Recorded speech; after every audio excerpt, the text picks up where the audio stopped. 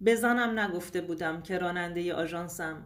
یه شب مسافری داشتم که به کانال سایه های خیانت خوش اومدید. ما در اینجا سرگذشت واقعی افراد رو روایت می کنیم. افرادی که مدتها نتونستند اونها رو به زبون بیارن و این کانال به اونها امکان رو میده که تجربیات تلخ زندگی خودشون رو با شما در میون بذارن و ممنون از شما که با شنیدن سرگذشتشون ما رو همراهی میکنید. حامد هستم و تک فرزند خانواده. یه روز به مامانم گفتم از مجردی خسته شدم و میخوام ازدواج کنم. بهش گفتم از یه دختر خوشم میاد. برام میگیریش مامان؟ مامانم جواب داد خب این دختر خوشبخت کیه که میخواد عروس پسر خوشگلم بشه؟ گفتم تو میشناسیش؟ با تعجب بهم نگاه کرد و گفت واقعا؟ خب کیه؟ بهش گفتم دختر خاله نرجس. نرجس دوست صمیمی مامانم بود. مامانم با شنیدن این حرف کلی ذوق کرد. آخه خودش هم نگین رو خیلی دوست داشت. اسم دخترش نگین بود. اینو مطمئن بودم که خاله نرجس هم منو خیلی دوست داره، چون با مامانم یه رفاقت حداقل 18 ساله داشتن و بزرگ شدن منو به چشم دیده بود. منم تو دلم یه چند سالی بود که به نگین علاقه‌مند بودم. عاشق اون چشای قشنگش و موهای طلاییش بودم. هیچ دختری به چشم نمی اومد.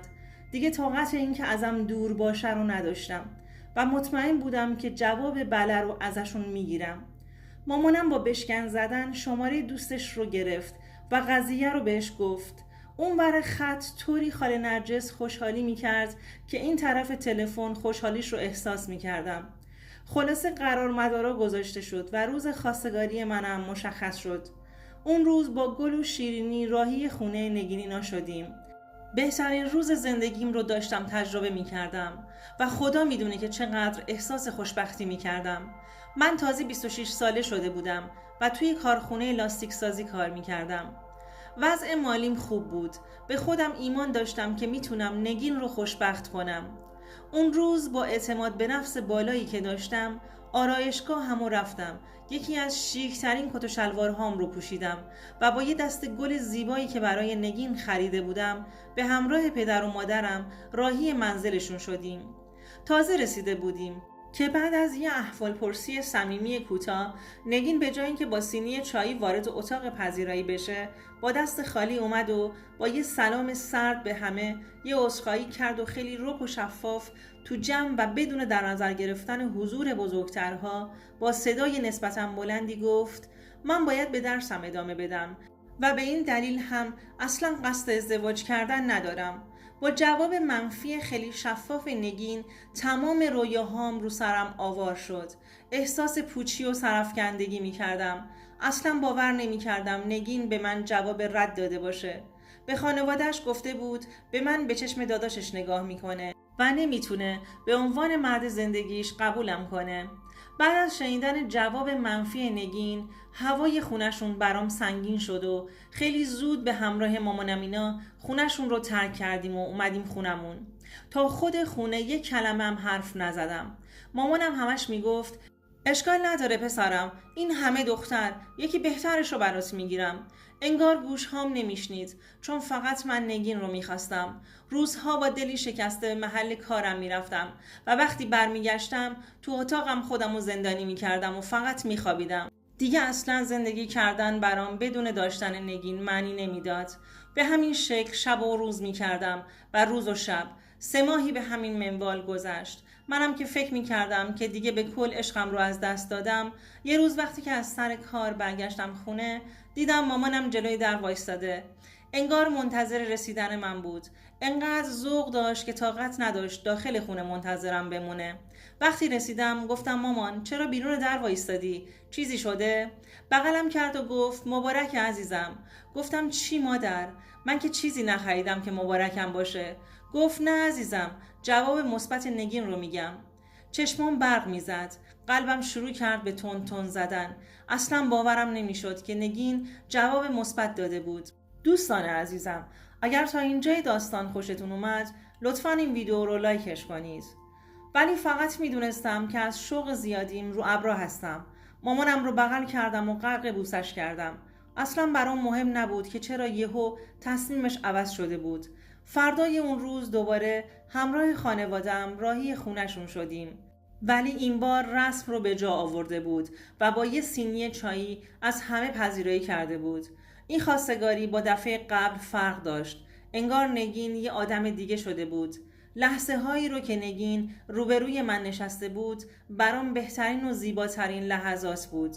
من فقط میخواستم به عشقم برسم و خودم رو آماده کرده بودم تا هر شرایطی رو که بگذارند قبول کنم تا زودتر به عشق چندین سالم برسم. وقتی ازمون خواستن که به خلوت 2 نفره بریم تا حرفهامون رو بزنیم، من زبونم قفل کرده بود. چیزی برای گفتن نداشتم. نگین بهم گفت چرا ساکتی؟ نکنه دیگه دلت نمیخواد باهام ازدواج کنی؟ بهش گفتم نه اتفاقا، بدون تو زندگی کردن برام سخته. ممنون که قبول کردی همراه همیشگی من تو مسیر زندگیم باشی. مطمئن باش خوشبختت میکنم. 1 ماه بعد از اون روز خواستگاری کنار دختری که هر لحظه برای به دست آوردنش آرزو می کردم سر سفره عقد نشستم و زیباترین بله عمرم رو از زبونش شنیدم. بعد از مراسم عقد چند ماهی گذشت و این مدت برام مثل یه خواب زیبا سپری شد و بالاخره مراسم عروسیمون رو هم برگزار کردیم و به خونه عشق 2 نفرمون قدم گذاشتیم. اون شب رو من در کنار عروس آرزوهام صبح کردم. زیباترین و رویایی ترین شب زندگیم رو کنار عشقم گذرونده بودم. بعد از اون شب من بیشتر از همیشه و هر وقت عاشق نگین شده بودم. انگار دوباره پا به جهان هستی گذاشته بودم. اون روزا تو شرکت شیفت هم میموندم که حقوقم بیشتر بشه تا بتونم تمام خواسته ها و نیازهای همسرم رو برآورده کنم. درسته که بعضی وقتها دور بودن از نگین برام عذاب آور بود و دلم میخواست لحظه های تازه دومادیم رو کنار عروسم سپری کنم. همون روزایی که فکر میکردم که تقدیر و سرنوشت زیباترین ها رو برام رقم زده، چند ماه بعد از ازدواجمون که احساس خوشبختی میکردم، شرکتی که توش مشغول به کار بودم شروع کرد به تعدیل نیرو و من هم جزء یکی از همون نیروهایی بودم که باید تصفیه میکردم و میرفتم. شرکتی که چند سال براش زحمت کشیدم و عرق ریختم حالا از کار بیکارم کرده بود و من مونده بودم که چطور با این مشکل بتونم دست و پنجه نرم کنم. آخه تازه فقط چند ماه از شروع زندگی مشترکمون گذشته بود و من دلم نمیخواست از این موضوع نگین چیزی متوجه بشه. دلم نمیخواست بذارم که قصه بخوره. من طاقت ناراحتیش رو نداشتم. شرکت به عنوان تصفیه حساب یه مبلغی بهم داده بود. منی که تا اون لحظه برای عشقم چیزی تو زندگی کم نذاشته بودم و از هر چیزی که دلش میخواست براش فراهم کرده بودم. حالا باید با پولی که شرکت به عنوان تصفیه حساب بهم داده بود تا پیدا کردن کار جدیدم سپری میکردم. روزها به هوای رفتن سر کار از خونه میزدم بیرون. دنبال کار میگشتم. دوستان عزیزم، اگر نگین متوجه میشد که حامد بیکار شده، آیا میتونست با این قضیه کنار بیاد؟ لطفاً نظرتون رو برامون کامنت کنید. اما همه جا یا پارتی کلوف باید داشته باشی یا سن پایین میخواستن. روزها سپری شد و منم اصلاً کاری نکرده بودم که نگین متوجه بیکاری من بشه. یه روز تصمیم گرفتم که از سر ناچاری تو آژانس تلفنی محلمون مشغول به کار بشم. هرچند درآمد عالی نداشت، اما از هیچی بهتر بود. روزا با اینکه خسته و کوفته بودم از خستگی رانندگی و ترافیک شهر، ولی بازم وقتی می رسیدم خونه همه انرژیم رو جمع می کردم و با لب خندون و دست پر وارد خونه می شدم. هرچی هم اون روزها کار می کردم 2 دستی تقدیم عشقم می کردم تا برای خودش خرج کنه.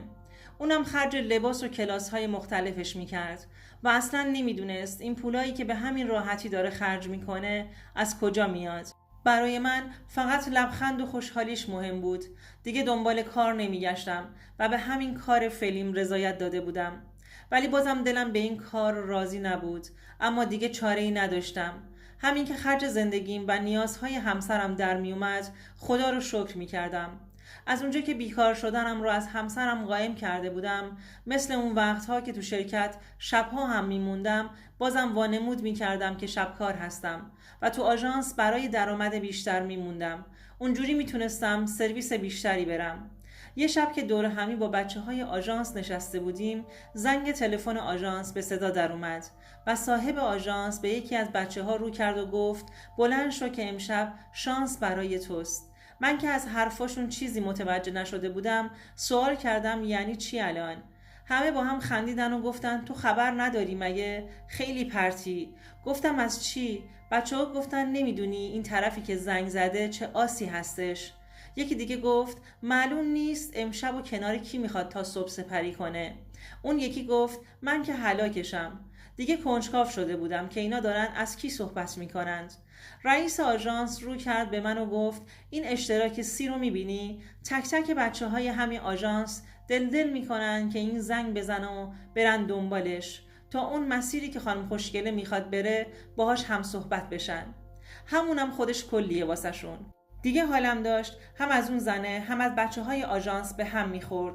بهشون گفتم برای شما شاید اینجوری باشه، اما من هیچ کمبودی توی این موارد ندارم خدا رو شکر و محاله که بخوام دست و پام رو جلوی یه همچین زنهایی گم کنم. اون کسی که نوبتش بود وقتی این حرف رو شنید، آدرسی رو که صاحب آژانس بهش داده بود تا بره دنبالش رو داد به من و گفت باشه تو که راست میگی، پس این آدرس رو بگیر و برو ببینم چند مرده جلوی این زن حلاجی. آیا حرفت با عملت یکی میشه؟ بعد به حرف ما میرسی. بعدش همه با صدای بلند خندیدن. منم از سر جام بلند شدم و دستی روی موهام کشیدم و گفتم باشه، اگه تو میخوای نوبت سرویست رو به من بدی من مشکلی ندارم. کاغذ رو گرفتم و بدون اینکه نگاهی به کاغذ کنم گفتم پس من رفتم. یکی از بچه ها گفت هنوز نرفته چرا هول شدی؟ آدرس رو نگاه کن. ببین آدرس همونه اما خونه پلاک نداره. باید بری سر کوچه لب پارک بمونی، خودش میاد. گفتم خب من چجوری باید این بنده خدا رو بشناسم؟ یهو صاحب آژانس گفت پیدا کردنش اصلا سخت نیست. بری خودت متوجه میشی. خداحافظی کردم و حرکت کردم. نگاه به آدرس انداختم. دیدم کنار پارک خودمونه. همون لحظه دوباره دلم برای عشقم تنگ شده بود. دلم میخواست برم خونه یه سر بهش بزنم، اما با خودم گفتم شاید مسافر من دیرش بشه. دوباره فرمون رو سمت کوچه پارک گرفتم و نزدیک پارک وایستادم. دیدم یه زنی که یه لباس نافرم تنش بود با یه کفش پاشنه بلند سرش رو پایین انداخته و داره با گوشیش حرف میزنه. یاد حرف صاحب آژانس افتادم که گفته بود پیدا کردنش اصلا سخت نیست. یه دور زدم و زیر پاش نگه داشتم. گفتم خانم ببخشید شما ماشین خواسته بودید؟ سرش رو بالا گرفت. یهو خشکم زد.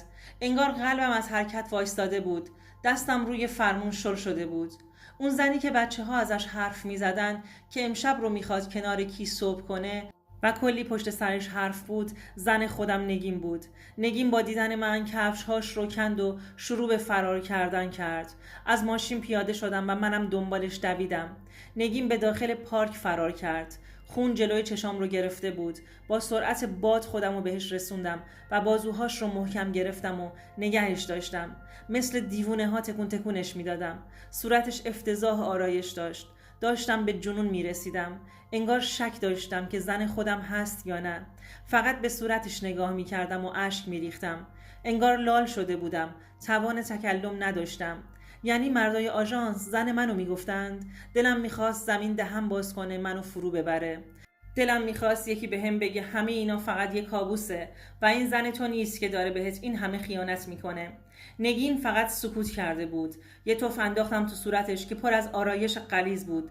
دستم رو بلند کردم که بزنم تو گوشش، اما گفت اگه دستت بهم بخوره جیغ میکشم و مردم رو میریزم روی سرت. تو فکر کردی کی هستی؟ یعنی تا به امروز متوجه نشدی که من ازت خوشم نمیاد و دارم به زور باهات زندگی میکنم؟ فکر کردی من عاشقت بودم که باهات ازدواج کردم؟ نه خیر، از سر اجبار بود. من با ازدواج با تو خواستم خودم رو نجات بدم، واسه این که دوست پسر نامردم ازم سوء استفاده کرده بود و ولم کرده بود. راهی جز ازدواج با تو نداشتم. وقتی که تو هم اینجوری برام خرج میکردی دیگه خیالم راحت بود که جام خوبه. همین که یه سقف بالا سرم بود و عشق و حالمو میکردم، وگرنه هیچ دلیل دیگه نداره که کنار مردی مثل تو باشم. اصلا فکر نمی کردم که انقدر قشنگ برام تو زندگی نقش بازی کرده بود. چقدر احمق بودم که متوجه این قضیه نشده بودم. چرا واقعا من باید این بلا سرم می اومد؟ منی که برای زندگیم سنگ تموم گذاشته بودم و از عشقم نسبت بهش کوتاهی نکرده بودم. به درختی تکیه دادم و صورتم رو توی دستام گرفتم و گفتم چرا پس ازم جدا نشدی؟ چرا این کارو با من کردی؟ جواب داد آخه من مشکلی نداشتم، مرض نداشتم که بخوام خودمو به چالش بکشم. بلند شدم و رفتم سمت ماشینم. هنوز حرفهاش تو گوشم بود و با خودم مثل دیوونه ها حرف می زدم. خودمو به ماشین رسوندم و نشستم و سرم رو روی فرمون ماشین گذاشتم و شروع کردم به اشک ریختن. قلبم مثل یه تیکه سنگ گرفته بود. نفسم بالا نمی اومد. یهو صدایی شنیدم که انگار صدای کشیده شدن ترمز و لاستیک ماشین روی آسفالت خیابون بود. به سرعت از ماشین پیاده شدم. دیدم نگین کف جاده غرق در خون افتاده و راننده هم به سر و کلش میزنه و میگفت به خدا خودش پرید وسط جاده. من خشکم زده بود. زنی رو که هنوز عاشقش بودم کف خیابون غرق در خون بود و خدا جواب آه و اشک منو خیلی زود بهم نشون داده بود. جسم بیجونش رو سوار ماشین کردم و سمت بیمارستان نزدیک خونمون همراه همون راننده راهی شدیم. بعد از نیم ساعت از اورژانس بهم خبر فوت نگین رو دادند. دنیا دیگه برام به آخر رسیده بود. انگار روح منم همراه نگین مرده بود. ساعتها بالای سر جسم بیروح نگین نشستم و حق حق گریه کردم که این چه سرنوشتی بود که من داشتم. با همه این بلاهایی که سرم اومده بود زنم رو بازم دوست داشتم و با رفتن نگین از زندگی کردن تو دنیا دست کشیدم و با اینکه هنوزم چند سال از فوتش گذشته داغ از دست دادنش منو سرپا نکرده. الانم که دارم زندگیم رو براتون تعریف میکنم شبها روی همون تخت 2 نفره میخوابم و با خاطراتش صبح میکنم و با عکس‌های نگین که داخل خونه هست حرف میزنم. هنوزم هیچ کس از دل من خبر نداره. هیچ کدوم از خانواده هامون این موضوع رو نمیدونستند. نخواستم بعد از فوتش حرمتش شکسته بشه. شما بهم بگید آیا میتونم دوباره به زندگیم برگردم؟ آیا من میتونم خیانت نگین رو نسبت به خودم فراموش کنم؟ نمیدونم چی کار کنم. دوستان عزیزم، اگر شما هم به این نوع سبک از محتواها علاقه‌مند هستید این ویدیو برای تو هستش. ممنونم ازتون که تا انتهای این ویدیو با ما همراه بودید.